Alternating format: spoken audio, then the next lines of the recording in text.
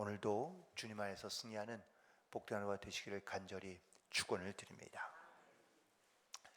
계속해서 마지막 때에 대한 징조를 말씀하고 계시는데요. 특별히 14절에 있는 말씀에 보면 멸망에 가증한 것이 서지 못할 곳에 선 것을 보거든 그때에 유대에 있는 자들은 산으로 도망하라 라고 이렇게 말씀하고 있습니다.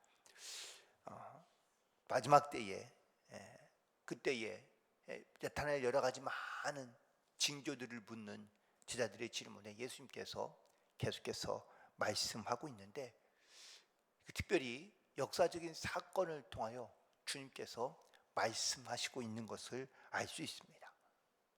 특별히 14절에 있는 말씀에 근거가 되는 사건이 바로 주전 167년경에 있었던 사건입니다. 당시에 이제 페르시아가 사라지고 또 바벨론이 사라지고 페르시아가 등장하는 그런 어떤 차기의 순간에 그 수레라는 나라가 등장하게 되는데요. 이때 아주 강력한 힘을 발휘했던 그런 안토니쿠스라는 인물이 나타나게 됩니다. 그런데 이때에 예루살렘 성이 거의 함락이 되고 그리고 다시 무너지게 됩니다.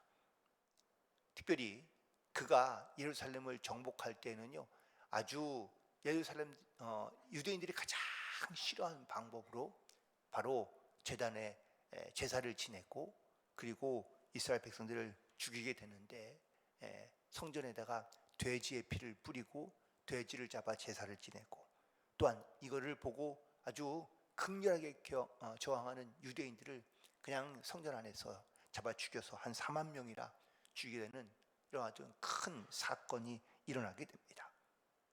그래서 그 예루살렘이 무너지고 또한 성전에 그런 악한 일들이 생기며 또한 가증한 것이 그 성전에 서는 것을 이스라엘 백성들이 경험하고 난 다음에 예수님께서 그 사건을 비유로 말씀하신 겁니다. 그때에 이스라엘 백성들이 그 성전이 무너져가는 모습을 보면서 어떠한 마음 혹은 또 어떠한 생각을 가졌을까? 그런데 놀랍게도 예수님은 그때가 끝이 아니라 바로 그때가 시작이라는 것을 말씀하고 있고, 또한 더 큰 이보다 큰 환란이 일어나게 될 것이다 라고 말씀하고 있습니다. 그래서 19절에 있는 말씀에 보면 이는 그 날들이 환란의 날이 되겠습니다. 하나님께서 창조하신 시초부터 지금까지 이런 환란이 없었고 후에도 없으리라 라고 말씀하십니다. 예수님께서 그래서 이런 환란이 끝이 아니라는 것을 명확하게 말씀하시며, 그리고 특별히 그날에 유대에 있는 자들은, 특별히 믿는 자들은 산으로 도망해야 할 것이라고 말씀하고 있는 것을 알 수 있습니다. 그렇다면 이 마지막 때에 과연 믿는 자들 또한 성도들은 어떠한 영적인 준비를 해야 될까? 특별히 성경에서는 말씀하신 것처럼 가증한 것이 거룩한 곳에 서지 않도록 우리가 분별하며, 또한 그런 환난 가운데 우리가 주님 앞에 더 담대히 나아야 할 것을 말씀하고 있습니다.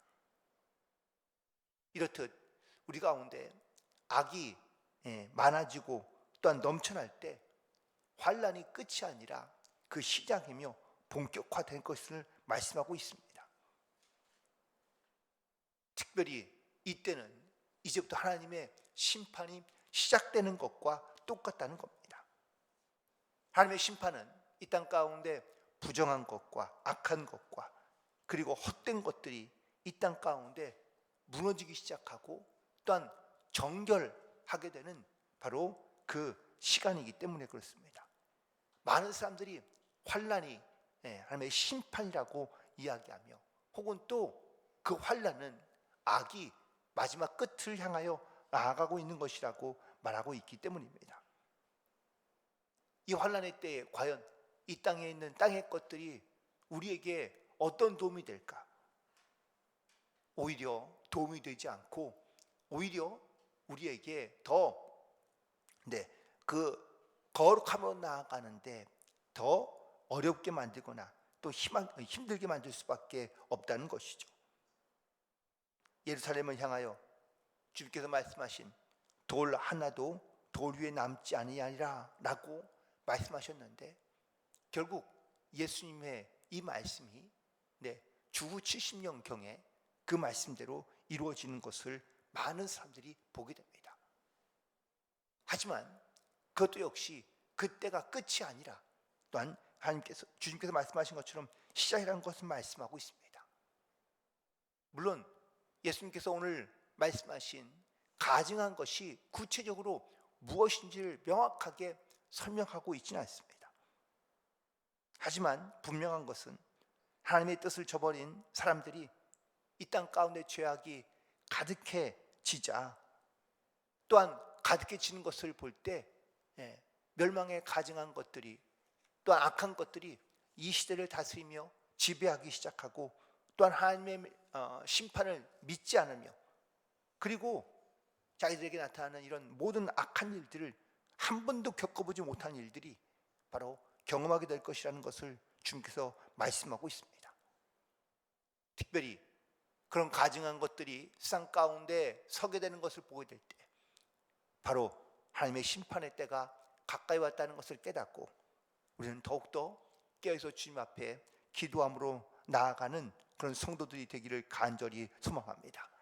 특별히 이 시대의 징조들을 여러 가지 많은 걸 볼 때마다 이 가증한 것들이 우리 가운데 많이 세워져 가는 것을 보게 되는데, 대표적인 케이스가 바로 동성애 혹은 성차별이라고 이름한 인권보호 등 우리 주변에 이런 악하고 가증한 것들이 점점 더 우리 가운데 강하게 역사하고 있는 것을 보게 됩니다. 다시 한번 우리도 깨어있어 기도하며, 그리고 심판의 때 또한 마지막 때의 모습을 우리가 징조로 깨닫고, 그리고 더 주님 앞에 거룩함으로 나아가는 성도들 되기를 간절히 소망합니다. 또한 두 번째, 오늘 말씀의 핵심은 바로 환난이 핵심이 아니라 마지막 때를 분별할 수 있는 영적인 분별력을 말씀하고 있는 겁니다. 하나님께서 환난 가운데 고통하는 백성들을 그냥 내버려 두시겠다, 혹은 환난의 때에 너희 알아서 살아남아라 라고 말씀하시지 않습니다. 믿지 않는 자들에게 이 환난은 멸망이고 또한 심판이지만, 택하신 백성들에게는 그 가증한 것들로부터 구별되고 성별되게 또한 회복되는 그런 하나님의 나라의 백성으로 우리가 가운데 하나님께서 역사하는 시간이라는 사실을 깨달아야 한다라는 겁니다. 가증하고 더러운 것들을 주님께서는 징계하시고, 또한 환난 가운데 하나님께서 그 환난이라는 채찍을 통하여 믿는 자들에게 구별된 삶을 말씀하고 있기 때문입니다.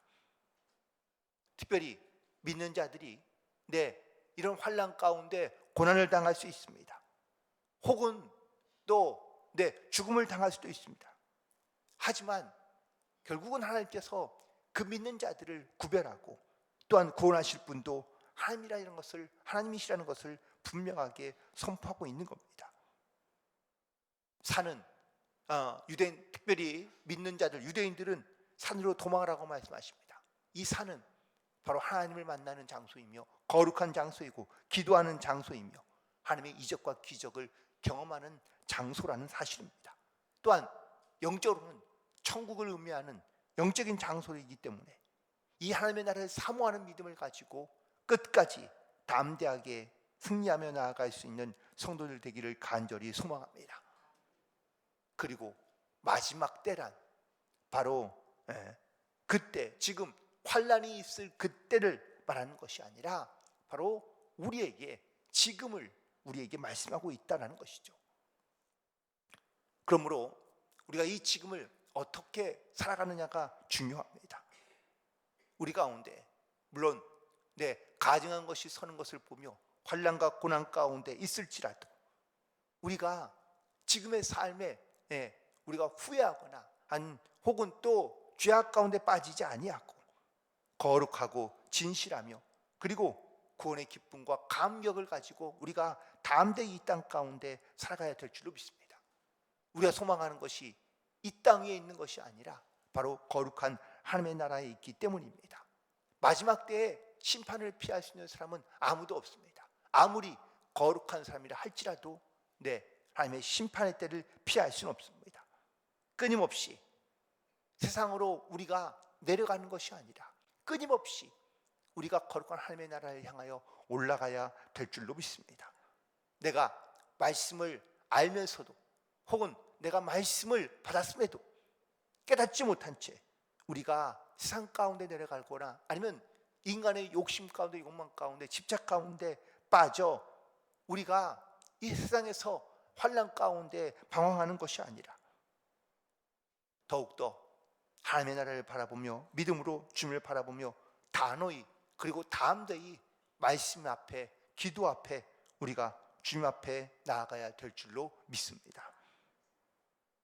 그렇다면 오늘 본문의 말씀 가운데 그럼 마지막 때는 언제인가? 우리는 사실 이 마지막 때에 대하여 너무나 궁금해하고 있습니다.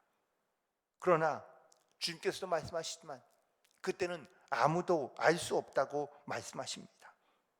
특별히 오늘 본문에 있는 말씀 가운데 24절에 보면 그때에 라고 말씀하고 있습니다. 이 그때는 바로 주님께서 마지막 때를 의미하고 있는데 환난 후에 해가 어두워지며 달이 빛을 내지 아니하며 별들이 하늘에서 떨어지며 하늘에 있는 권등이 흔들리리라 라고 말씀하고 있습니다.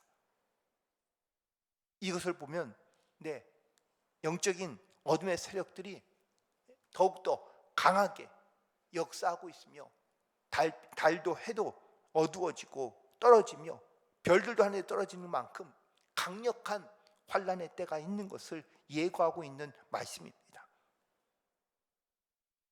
그런데도 불구하고 주님께서는 그때에 다시 26절에 보니까 인자가 구름을 타고 큰 권능과 영광으로 오는 것을 사람이 보리라. 또 그때에 그가 천사들을 보내어 자기가 택하신 자들을 땅 끝으로부터 하늘 끝까지 사방으로 모으시리라 라고 말씀합니다. 우리가 그때인 건 정확하게 언제인지는 알 수 없지만 하지만 이 마지막 때에 이 악한 것, 가증한 것들이 쌍 가운데 중심에 서고 또한 큰 환난 가운데 고난 가운데 있을지라도 주님께서 우리 가운데 부르시고 또한 우리 가운데 다시 오실 그 주님을 기대하며 우리 믿음으로 끝까지 믿음을 지키며 또한 주님의 나라 가운데 거룩한 나라 가운데 담대히 들어갈 수 있는 그런 믿음의 성도들 되기를 간절히 소망합니다. 우리가 그때가 언제는 명확하게는 알 수 없지만 우리가 그때를 향해 가고 있다는 것은 분명한 사실입니다. 또한 분명한 것은 그 끝이 있으며 또한 반드시 주님께서 다시 오신다라는 말씀입니다. 성경에 성경에 기록된 대로 주님께서 오셨고 또한 주님도 이 말씀대로 역사하셨고 사셨으며 또한 주님의 말씀들이 다 이루어진 것을 우리가 믿음으로 고백한다면 또 주님께서 하신 말씀도 또한 다가올 어떤 하나님의 이런 환난과 심판의 날들이 주님께서 하신 말씀이라면 그대로 이루어질 것을 우리는 믿습니다. 그러므로 이 믿음을 가지고 끝이 있으며 주님께서 반드시 우리 가운데 다시 오신다는 이 약속의 말씀을 믿음으로 붙잡고 그리고 내 주어진 삶에서 최선을 다하며 이 땅에 소망을 두는 것이 아니라 하나님 나라에 소망을 두며 거룩한 믿음으로 담대히 끝까지 나아가는 복된 성도들이 되시기를 다시 한번 주님의 이름으로 간절히 축원을 드립니다. 기도하시겠습니다.